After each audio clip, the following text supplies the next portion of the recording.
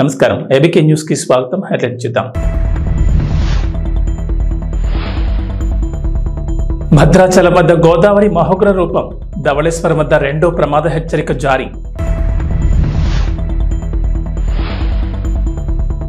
ఏపీకి కొత్తగా ఇచ్చిందేమీ లేదన్న ఏపీ సీఎం, నీతి ఆయోగ్ మీటింగ్ తర్వాత కీలక వ్యాఖ్యలు. CM Revanth Reddy bumper offer, తిరస్కరించిన అక్బరుద్దీన్ ఓవైసీ. తెలంగాణకు రెయిన్ అలర్ట్, ఇవాళ పలు జిల్లాల్లో వర్షాలు. గోదావరిలో వరద ప్రవాహం భయపెడుతోంది. ఎగువ రాష్ట్రాల్లో కురుస్తున్న భారీ వర్షాల కారణంగా నదిలో వరద ఉధృతి పెరుగుతోంది.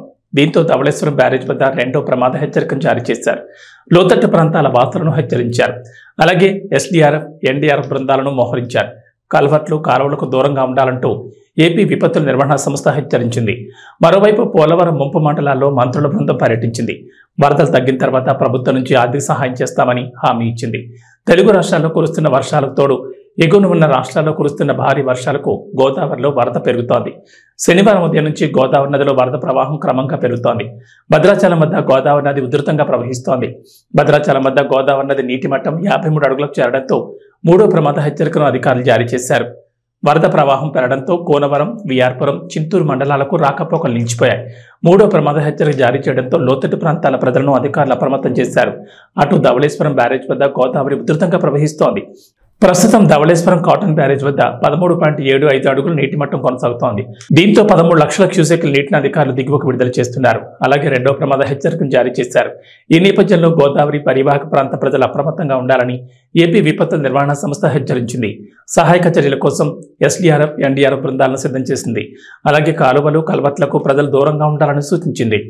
గోదావరి దిగువనకు రావడం జరుగుతున్నది. దీంతో ధవళేశ్వరం బ్యారేజ్ దగ్గర క్రమేపీ గోదావరి వరద నీటి మట్టం పెరగడం జరుగుతుంది. అయితే ప్రస్తుతం ధవళేశ్వరం బ్యారేజ్ దగ్గర చూస్తే 15.20 అడుగుల వద్ద గోదావరి వరద నీటి మట్టం కొనసాగుతుంది. ఇది మరింత కొద్ది వరకు కూడా పెరిగి తర్వాత తగ్గుముఖం పడుతుంది. అంటే ఎగువ ప్రాంతాల్లోని వర్షాలు తగ్గుముఖం పట్టడంతో ఎగువ ప్రాంతాల్లోంచి వచ్చే వరద నీరంతా కూడా తగ్గుతుందో ఇక్కడ ధవళేశ్వరం బ్యారేజ్ దగ్గర కూడా మరో కొంతవరకు కూడా పెరిగి. కేంద్ర ప్రభుత్వం ఇటీవల ప్రవేశపెట్టిన బడ్జెట్ గురించి దేశవ్యాప్తంగా చర్చ నడుస్తోంది. కేంద్ర ఆర్థిక మంత్రి నిర్మలా సీతారామన్ ప్రవేశపెట్టిన కేంద్ర బడ్జెట్లో ఆంధ్రప్రదేశ్, బీహార్ రాష్ట్రాలకు అధిక ప్రాధాన్యం ఇచ్చారనే విమర్శలు వస్తున్నాయి. ఏపీ రాజధాని అమరావతికి 15,000 కోట్లు కేటాయింపు, బీహార్లో రోడ్లు, ఇతర మౌలిక సదుపాయాల కల్పనకు 26,000 కోట్లు బడ్జెట్లో కేటాయించడంతో ఈ విమర్శలు వచ్చాయి. ముఖ్యంగా ఇండియా కూటమి నేతలు దీనిపై విమర్శలు గుప్పించారు. ప్రతిపక్షాలు అధికారంలో ఉన్న రాష్ట్రాలపై కేంద్రం సీతకన్ను వేసిందంటూ ఆరోపించారు. ఈ నేపథ్యంలో ఈ ఆరోపణలపై ఏపీ సీఎం చంద్రబాబు స్పందించారు. నీతి ఆయోగ్ సమావేశంలో పాల్గొనేందుకు ఢిల్లీకి వెళ్లిన చంద్రబాబు సమావేశం ముగిసిన తర్వాత మీడియాతో మాట్లాడారు. ఈ క్రమంలోనే చంద్రబాబు కీలక వ్యాఖ్యలు చేశారు. కేంద్ర ప్రభుత్వం ఏపీకి కొత్తగా ఇచ్చింది ఏమీ లేదని చంద్రబాబు నాయుడు అభిప్రాయపడ్డారు. దీనిపై కావాలని రాజకీయ చేయడం తగదని చంద్రబాబు అన్నారు. ఏపీకి జీవనాడైన పోలవరం ప్రాజెక్టు, రాజధాని అమరావతి నాశనమయ్యాయన్న చంద్రబాబు వైసీపీ పాలనలో రాష్ట్రం నుంచి పరిశ్రమలు పారిపోయాయని అన్నారు. రాష్ట్ర అభివృద్ధిపై నమ్మకంతోనే ఏపీ ప్రజలు ఎన్డీఏ కూటమికి ఓట్లేసి గెలిపించారని చెప్పారు. ఇక ఉమ్మడి ఆంధ్రప్రదేశ్ విభజన వలన ఏపీ నష్టపోయిందన్న చంద్రబాబు దీనికి కాంగ్రెస్ పార్టీ కూడా కారణమని ఆరోపించారు. పునర్నిర్మాణం కోసం కేంద్రాన్ని సహాయం అడుగుతున్నామని, పాత బకాయిల్ని చెల్లించాలని కోరుతున్నట్లు చెప్పారు. కేంద్రం కొత్తగా ఇచ్చిందేమీ లేదన్న ఏపీ సీఎం చంద్రబాబు అనవసరంగా రాజకీయం చేయొద్దని సూచించారు. ఆంధ్రప్రదేశ్ డిప్యూటీ సీఎం పవన్ కళ్యాణ్ పాలనలో తన మార్పు చూపిస్తున్నారు. డిప్యూటీ సీఎంగా 5 ముఖ్యమైన శాఖలకు మంత్రిగా వ్యవహరిస్తున్న పవన్ కళ్యాణ్ తన దృష్టికొచ్చిన సమస్యలను, ఫిర్యాదులను వేగంగా పరిష్కరిస్తూ మన్ననలు అందుకుంటున్నారు. ఈ క్రమంలోనే శనివారం తన కార్యాలయానికి వచ్చిన వినతులు, ఫిర్యాదులను పవన్ పరిశీలించారు. వాటి పరిష్కారంపై అధికారులతో చర్చించారు. ఈ క్రమంలోనే తిరుపతి జిల్లా వెంకటగిరి నుంచి వచ్చిన ఓ ఫిర్యాదు పవన్ను కదిలించింది. వెంటనే చర్యలు తీసుకోవాలని పోలీసులను ఆదేశించారు. ఏరు దాటేదాకా వాడ మల్లన, ఏరు దాటిన తర్వాత బోడి మల్లన. రాజకీయ నేతల తీరు ఇలాగే ఉంటుంది. ప్రచారం సమయంలో ఓట్ల కోసం అనేక మాటలు చెప్పే నేతలు ఆ తర్వాత వాటిని మర్చిపోతూ ఉంటారు. అలాగే పరిష్కరిస్తామంటూ ప్రజల నుంచి అర్జీలు తీసుకునే నేతలు వాటిని ఏమాత్రం చూస్తారనేది డౌట్, అనుమానమే. కానీ AP deputy CM Pawan Kalyan ఆ విషయంలో తన రూట్ సెపరేట్ అని నిరూపించుకున్నారు. తన కార్యాలయానికి వచ్చిన ప్రతి అర్జీని పరిశీలిస్తూ వాటి పరిష్కారానికి ప్రయత్నిస్తున్నారు. ఈ లేఖతో పాటుగా యువకుల వివరాలు, బైక్ మీద తిరుగుతున్న ఫోటోలను, నంబర్ ప్లేట్ల వివరాలను సైతం పవన్ కళ్యాణ్కు పంపించారు. హెచ్చరిస్తే బెదిరింపులకు దిగుతున్నారని, మహిళా ఎస్ఐని సైతం వేధించారని పవన్ కళ్యాణ్కు ఫిర్యాదు చేశారు. మరోవైపు వెంకటగిరి వాసుల ఫిర్యాదుపై పవన్ కళ్యాణ్ వెంటనే స్పందించారు. తిరుపతి ఎస్పీ సుబ్బారాయుడుతో ఫోన్లో మాట్లాడారు. ఎన్టీఆర్ కాలనీ నుంచి వచ్చిన సమస్యను తక్షణమే పరిష్కరించాలని, ఆడపిల్లలను, మహిళలను వేధించే వారిపై కఠినంగా వ్యవహరించాలని స్పష్టం చేశారు. పోలీసులు కూడా దీనిపై దృష్టి సారిస్తామని పవన్ కళ్యాణ్కు తెలిపారు. 4 days back, sir, because the 6th line, one of the person in 6th line, sir, NTR colony complaint, sir. Already we have taken these two guys to the police station and physically counseled and already given warning and ఒక motor cycle చెన్నైకి వెళ్ళింది అంటే ఇంకో motor cycle దొరికి దానికి immediate గా ఈ silencer కూడా చేశారు సార్. రెండోసారి ఇప్పుడు మళ్ళీ పంపిస్తున్నారు సార్ యాక్చువల్లీ. నాకు రెగ్యులర్ కంప్లైంట్స్ అంటే రౌడిజం ఎక్కువ అయిపోయిందని కొంచెం మీరు అది కొంచెం సీరియస్గా తీసుకోవాలి సార్ ప్లీజ్. ఒకసారి అందరికీ జనరల్ కౌన్సిలింగ్ ఇచ్చేయండి సార్ ఫర్ సిటిజన్ కొంచెం ముందుకు రమ్మని చెప్పండి సార్. Otherwise thank you.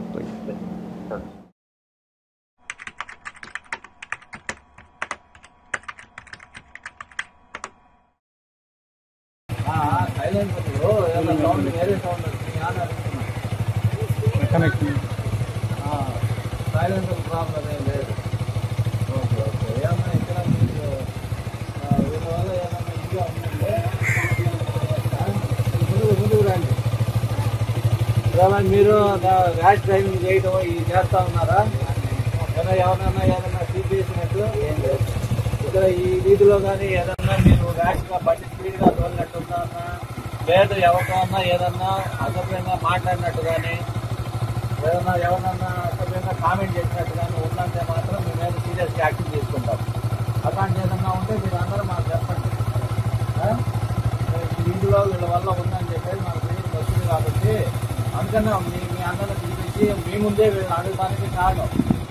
ఎందుకంటే ఏదన్నా మీరు ఇదిగానే ఈ వీధిలో మళ్ళీ ఏదైనా స్పీడ్గా బండి పోయినా లేదు ఎవరికన్నా ఏదన్నా కామెంట్ చేసినట్టు ఉన్నా కానీ మీ మీద సీరియస్గా యాక్షన్ తీసుకుంటాం. చెప్తున్నా వేరే సైలెన్సర్ ఏమన్నా పెట్టున్నా కానీ ఊరుకునేది ఉండదు. ఏమన్నా వచ్చారా ఎవరన్నా అదట్లో మరి మీరంతా సంతాలు పెట్టుకోండి. మీరు అందరు ఇచ్చినా కూడా ఒక భయం ఉన్నా సార్. ఎందుకు చూడండి వాళ్ళు ఎంత 10 మంది కలిసి వస్తారు. కాయలు పనసకాయలు పౌసకాయలు వీళ్ళు ఒక బండి వాళ్ళు బండికి రావడం సార్. ఆడపిల్లలు కాలేజీ పోతున్న వాళ్ళు వెంబడించడము, బస్సులు వెంబడించడము, ఫోన్లు చేయడము చాలా రిస్క్ సార్. ఇతను కూడా సార్ ఇతను బస్సులు వెంబడిస్తున్నాం సార్. నేను 4 సార్లు చూసాను. ఆడపిల్లలు చదువుకొని పోయే వాళ్ళకి చాలా డిస్టర్బెన్స్ సార్. చాలా డిస్టర్బెన్స్ సార్. చాలా డిస్టర్బెన్స్ సార్. ధీమా సార్ సార్ కూడా పంపిస్తా ఉన్నాము.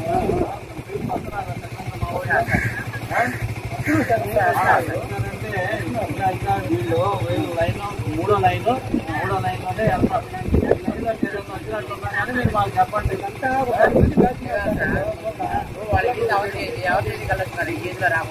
అందుకే చెప్తా ఉన్నాను నేను అదే చెప్తాను. చిన్న బిడ్డలు బైక్ లో పోతుంటే మీ వీధిలోనే వెళ్ళండి, మీ వీధిలోనే రండి. వీధిలో మీ పెద్ద ఫోటోలు బంధువులు ఏమన్నా ఉన్నారనుకుంటే అప్పుడు మీరు సైడ్ నుంచి రండి. ఇబ్బంది ఏం లేదు. మీరు ఇబ్బంది అసెంబ్లీ ఎన్నికల్లో ఎన్డీఏ కూటమి ఇచ్చిన ముఖ్యమైన హామీల్లో ఒకటైన మహిళలకు ఉచిత బస్సు ప్రయాణాన్ని త్వరలోనే ఆంధ్రప్రదేశ్ ప్రభుత్వం అమలు చేయనుంది. ఇందుకు సంబంధించిన విధి విధానాలపై ఆర్టీసీ అధికారులు అధ్యయన నివేదికను సిద్ధం చేశారు. ఈ పథకం వల్ల ఏపీఎస్ఆర్టీసీకి నెలకు 250 కోట్ల వరకు భారం పడుతుందని అంచనాకొచ్చారు. ఇప్పటికే మహిళలకు ఫ్రీ బస్ పథకాన్ని తెలంగాణ, కర్ణాటక రాష్ట్రాల్లో అమలవుతుండటంతో వాటిని పరిశీలించారు. ఏ బస్సుల్లో ప్రయాణం ఉచితం, ప్రభుత్వం నుంచి చెల్లింపులేలా తదితర వివరాలను అధ్యయనం చేశారు. సోమవారం ఆర్టీసీ, రవాణా శాఖలపై ముఖ్యమంత్రి నారా చంద్రబాబు నాయుడు సమీక్ష నిర్వహించనున్నారు. ఈ సమీక్షలో మహిళలకు ఉచిత బస్సు ప్రయాణం పథకం అమలుపై కీలక చర్చ జరగనుంది. దీంతో అధికారులు ముందుగా నివేదికను రూపొందించారు. ఆర్టీసీలో రోజుకు సగటున 36-37 లక్షల మంది ప్రయాణిస్తుండగా వీరిలో 40% మంది మహిళల్ని అంచనా వేశారు. అంటే దాదాపు 15 లక్షల మందికి ఉచిత ప్రయాణం అమలు చేయాల్సి ఉంటుంది.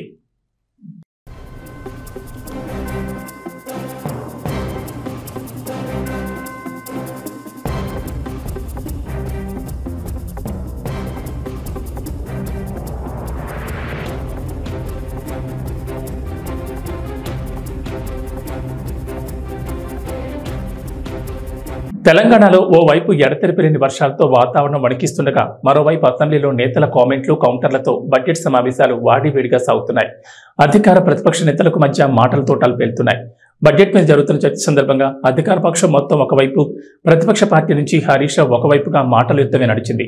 సభ మొత్తం హాట్గా జరుగుతున్న వేళ ఓ ఇంట్రెస్టింగ్ సన్నివేశం చోటు చేసుకుంది.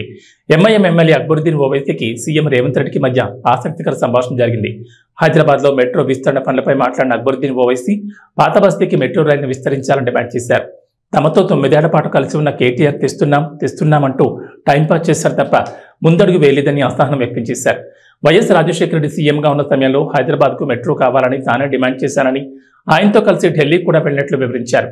చివరికి పోరాడి తీసుకొచ్చామని, కానీ తన ప్రాంతంలోనే ఇప్పుడు మెట్రో సేవలు లేవని, ఇంతకంటే ఘోరం మరొకటి ఉండదంటూ అక్బరుద్దీన్ చెప్పుకొచ్చారు. ఈ క్రమంలో అక్బరుద్దీన్ ఓవైసీకి సమాధానమిచ్చిన సీఎం రేవంత్ రెడ్డి పాత బస్తీ మెట్రోకే ఎక్కువ నిధులు కేటాయించామన్నారు. 4 ఏళ్లలో పూర్తి చేస్తామని స్పష్టం చేశారు. వచ్చే ఎన్నికల్లో అదే మెట్రోలో వచ్చి పాత బస్తీలో ఓట్లు అడుగుతామని తెలిపారు. వీలైతే పాత బస్తీలో కాంగ్రెస్ పార్టీ అభ్యర్థిని గెలిపించాలని అక్బరుద్దీన్ రిక్వెస్ట్ చేస్తామని చెప్పుకొచ్చారు. అలా అయితే మరి నా పరిస్థితి ఏంటని అక్బరుద్దీన్ ప్రశ్నించగా అసెంబ్లీ సాక్షిగా బంపర్ ఆఫర్ ఇచ్చారు. రేవంత్ రెడ్డి ఇచ్చిన ఆఫర్పై స్పందించిన అక్బరుద్దీన్ ఓవైసీ తన పార్టీలో తాను సంతోషంగానే ఉన్నానని తెలిపారు. కొడంగల్ నుంచి పోటీ చేసే ఆసక్తి లేదని స్పష్టం చేశారు. పాత బస్తీలో కాంగ్రెస్ పార్టీకి ఎందుకు తక్కువ ఓట్లు వచ్చాయో దానిపై దృష్టి పెట్టాలని సూచించారు. పార్లమెంట్ ఎన్నికల్లో 12 నుంచి 15 సీట్లు కాంగ్రెస్ పార్టీకి వస్తాయని ఆశించానని, కానీ 8కే పరిమితమయ్యారని, అందుకు కారణాలేంటో బేరీజు వేసుకోవాలని రేవంత్ రెడ్డికి సూచించారు. రేవంత్ రెడ్డి తనకు నిజమైన మిత్రుడంటూ చెప్పుకొచ్చారు అక్బరుద్దీన్ ఓవైసీ. अकबर साहब वो प्राइम मिनिस्टर है, ऐसा नहीं बोलना चाहिए. अकबर साहब आपके जुमले गलत है, डिमोनेटाइजेशन अच्छा है, ऐसा बोले केसीआर साहब. मुझे याद है आज वो भी. अकबर साहब आप बेफिक्र रहिए, एक भी पैसा हमारा नहीं जाएगा. और फिर 1-2 साल के बाद वही केसीआर साहब बोले गवर्नमेंट ऑफ इंडिया पैसे नहीं. आपने असेंबली में कहा था यहीं से, हाँ अकबर साहब छुक छुक छुक छुक चलेगी आपके पास, ना छुक छुक है ना कुछ है, कुछ भी नहीं है, नहीं चल रही है. केटीआर साहब बोलते थे अकबर भाई दे देंगे आपको, दे दिए जियो हो गया भाई काम, बोले नेक्स्ट उसमें ले लेंगे. होते होते साहब अब मैं बूढ़ा होने आ गया, सब व्हाइट बाल हो रहे हैं. అసెంబ్లీలో అక్బర్ సార్ చెప్తుంటే అందరు నవ్వుడే నవ్వుడు. ఇక ఇది నుండి Revanth Reddy saab who is a very good friend of mine. Yes, I want to come on record. Yes, I want to come on record. It is a very happy moment for me कि my childhood friend is sitting there, sir. बच्चे क्या करेंगे, ये खाली फिरते रहते हैं. देखो एक बच्चा यहाँ है, एक बच्चा वहाँ बैठा है. అరే వా రేవంత్ రెడ్డి సార్ ఎప్పటికెళ్ళో నాకు దోస్తు సీఎం అవుడు ఫుల్ ఖుషిగా ఉందంటాండు.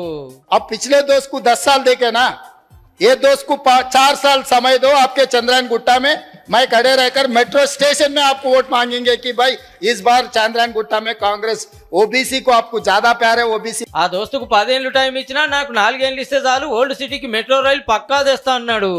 बाबू देखो ये बनाना पड़ेगा, नहीं तो चरलापल्ली या नहीं तो चंचलगुड़ा में बैठना पड़ता बोल के मैं LNT कंपनी को सीधा सीधा बोल दिए. ఈడికే అయిపోలే నా కొడంగల్లో పోటీ చేయని అక్బర్ బాయ్కి ఆఫర్ ఇచ్చిండు. अगर कोडंगल से मेरा कांग्रेस के बी फॉर्म लिए तो अकबर साहब को जिताने की जिम्मेदारी मेरी है, मैं जिम्मेदारी लेता हूँ. हमारे भाई को हम डिप्टी सीएम बना लेके यहाँ पर बिठा के अच्छा जो बजट सैंक्शन है उन्हीं से बजट सैंक्शन करवा देंगे. I don't want to come to Kodangal, sir. చూస్తాంటిగా Congress Majlis నడుమ దోస్తానా షురు అయినట్టే ఉంది. మేము హైదరాబాద్ ఓల్డ్ సిటీని ఇస్తాంబుల్ చేస్తామని అబద్ధాలు చెప్పి మేము మోసం చెయ్యము. న్యూయార్క్ కరీంనగర్ని న్యూయార్క్ చేస్తా అని మేము చెప్పము. వరంగల్ని లండన్. హైదరాబాద్ విశ్వనగరంగా అభివృద్ధి చెందుతోంది. అనేక జాతీయ అంతర్జాతీయ సంస్థలు నగరంలో తమ సంస్థ కార్యకలాపాలు సాగిస్తున్నాయి. ప్రపంచ నగరాలతో పోటీ పడుతూ దూసుకెళ్తోంది. ఈ నేపథ్యంలో నగరాభివృద్ధిపై రాష్ట్ర ప్రభుత్వం ప్రత్యేక ఫోకస్ పెట్టింది. మూసీ నది ప్రక్షాళన, హైడ్రా, నగర సుందరీకరణ, గార్డెనింగ్ తదితర అంశాలను ప్రాధాన్యంగా తీసుకుంటున్నారు. ఈ నేపథ్యంలోనే నగరానికి కొత్త రూపు తీసుకొచ్చే అంశంపై జీహెచ్ఎంసీ కమిషనర్ ఆమ్రపాలి కీలక నిర్ణయం తీసుకున్నారు. హైదరాబాద్ సిటీ సుందరీకరణ, పచ్చదనం పెంపునకు సంబంధించి మెరుగైన విధానాల రూపకల్పనపై ఓ కమిటీని ఏర్పాటు చేశారు. 2 ఐఏఎస్ అధికారులు, ఓ పురపాలక శాఖ ఉన్నతాధికారితో కలిపి కమిటీని ఏర్పాటు చేశారు. హైదరాబాద్ నగరం భవిష్యత్తును దృష్టిలో ఉంచుకుని మెరుగైన పద్ధతులను గుర్తించాలని కమిటీకి ఆమ్రపాలి దిశానిర్దేశం చేశారు. ఇవే కాకుండా నగరాభివృద్ధిపై మరో 2 కమిటీలను ఏర్పాటు చేస్తూ ఉత్తర్వులు జారీ చేశారు. నగరంలోని వివిధ ప్రాంతాల్లో గల పార్కులు, నర్సరీలు, రోడ్ డైవర్షన్లు, ప్రధాన కూడళ్లు తదితర ప్రదేశాల అభివృద్ధికి ఎదురయ్యే సమస్యలను గుర్తించడం, ఆ సమస్యలకు పరిష్కార మార్గాలను సూచించాలని కమిషనర్ ఆమ్రపాలి మరో కమిటీని కూడా ఏర్పాటు చేశారు. కమిటీలో LB Nagar ZC Hemant Keshav Patil, Charminar zonal commissioner T Venkanna, జీవ వైవిధ్య విభాగం అదనపు కమిషనర్ సునందారాణి సభ్యులుగా ఉన్నారు. ఈ కమిటీ నివేదిక ఆధారంగా అభివృద్ధి పనులను చేపట్టనున్నారు. మద్యం సేవించి వాహనాలు నడపడం నేరం. అలా నడపడం వారి ప్రాణాలే కాకుండా రోడ్డుపై వెళ్లే వారి ప్రాణాలకు కూడా ముప్పు తెస్తోంది. పోలీసులు డ్రంక్ అండ్ డ్రైవ్ టెస్టులు నిర్వహించి కేసులు బుక్ చేస్తున్నా కొందరు మాత్రం ఎటువంటి భయం పేరుకు లేకుండా చుక్కేసి బండ్లు నడుపుతున్నారు. ఇలా వాహనాలు నడిపి రోడ్డు ప్రమాదాలకు కారణమవుతున్నారు. ఇక అలా తాగి వాహనాలు నడిపితే శ్రీకృష్ణ జన్మస్థలమే. తాగి వాహనాలు నడిపే వారిని జైలుకు పంపనున్నారు పోలీసులు. హైదరాబాద్ నగర పరిధిలో ఈ నెల 12 నుంచి 26 వరకు పోలీసులు ప్రత్యేకంగా డ్రంక్ అండ్ డ్రైవ్ పరీక్షలు నిర్వహించారు. ఈ డ్రంక్ అండ్ డ్రైవ్ పరీక్షలో నగర వ్యాప్తంగా 2483 మందిపై కేసులు నమోదు చేసినట్లు పోలీసులు తెలిపారు. 1543 మందిపై వేర్వేరు కోర్టులో అభియోగ పత్రాలు దాఖలు చేశారు. మద్యం తాగి బండి నడిపిన 158 మందికి న్యాయస్థానం జైలు శిక్ష విధించింది. 1 నుంచి 15 రోజుల పాటు న్యాయమూర్తి వారికి శిక్షలు విధించారు. 12 మంది డ్రైవింగ్ లైసెన్సులను సస్పెండ్ చేయమని న్యాయమూర్తి రవాణా శాఖ అధికారులకు ఆదేశాలు ఇచ్చారు. వీరికి 34,02,300 రూపాయల జరిమానా విధించినట్లు పోలీసులు వెల్లడించారు. అయితే డ్రంక్ అండ్ డ్రైవ్ పరీక్షలో అధిక శాతం 2 వీలర్ నడిపేవారే ఉంటున్నారు. 15 రోజుల వ్యవధిలో కేసులు నమోదు చేసిన వారిలో 2034 మంది అంటే 82% 2 వీలర్ నడిపిన వారే ఉన్నారని అదనపు సిపి విశ్వప్రసాద్ వెల్లడించారు. 97 మంది వాహనదారులో బ్లడ్ ఆల్కహాల్ కంటెంట్ రికార్డు స్థాయిలో నమోదైనట్లు చెప్పారు. 30 mg/100 ml ఉండాల్సిన BSE 200 mg దాటుతుందని ఆందోళన వ్యక్తం చేశారు. విపరీతంగా మద్యం సేవించి రోడ్డు ప్రమాదాల కారణం కావద్దని ఆయన హెచ్చరించారు. ప్రస్తుతం జరుగుతున్న రోడ్డు ప్రమాదాల్లో చాలా వరకు మద్యం తాగడం వల్లే జరుగుతున్నాయన్నారు. ఎవరైనా మద్యం సేవిస్తే సురక్షితంగా తమ ఇళ్లకు చేరేందుకు ప్రజా రవాణా క్యాబ్లను వాడాలని కమిషనర్ సూచించారు. తాగుతున్న వాళ్ళు పర్మిట్ రూమ్ లో పెగ్గేస్తున్న వాళ్ళు జర మంచిగినూరులో సిటీలో డ్రంక్ అండ్ డ్రైవ్ లు జోరైనాయి. 10 రోజులనే 1614 మందిని దొరకబట్టిండ్రు. మరి అంటే దినం 160 మంది. అందులో ఎక్కువ మటుకు 2 పైల బండ్లోలే 1346 మంది సుక్కేసి బండి కిక్కు కొడితే కిక్కు మీటర్ కడ బుక్ అయ్యిండ్రు. ఏమున్నది ఫైన్ కడితే కథం అని అంటున్నారులే. కానీ 55 మంది జైలుకు పోయినరు. చూసుకోండి జరా. బిర్రుగా దాయిన కొందరు 15 రోజులలో జైల్లో చిప్పకూడు తింటున్నారు.